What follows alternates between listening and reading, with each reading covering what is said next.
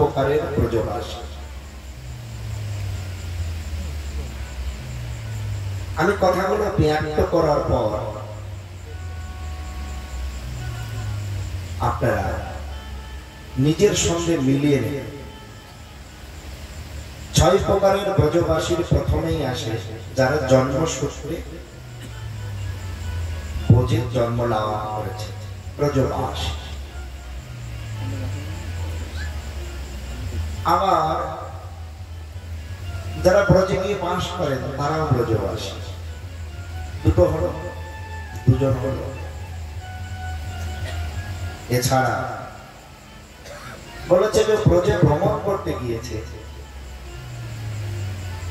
দর্শন করতে গিয়েছে, কিন্তু সেখানে শরীর ছেড়ে দিয়েছে, তিনি ব্রজবাসী। এমন অহভাগ্য কজনার হয়। ভগবানের লীলাস্থলীতে এই জড় শরীর ছাড়তে পারবে।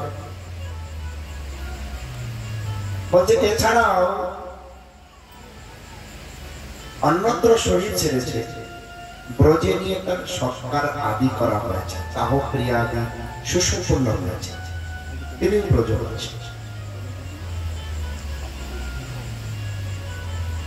অন্যত্র শরীর ছেড়েছে, দাহ ক্রিয়া আদি সংস্কার অন্যত্র হয়েছে, কিন্তু তার শ্রাদ্ধ ক্রিয়া আদি ব্রজে ক্রিয়া করা হয়েছে, তিনি ব্রজবাসী।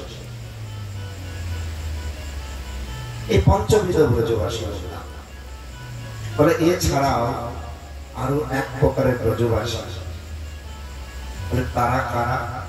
বলে যাদের হৃদয় বৃন্দাবনে ওই লীলা পুরুষোত্তম ভগবান নন্দ নন্দন কৃষ্ণ কানাইয়া লাল সর্বদা বিহার বিরাজমান।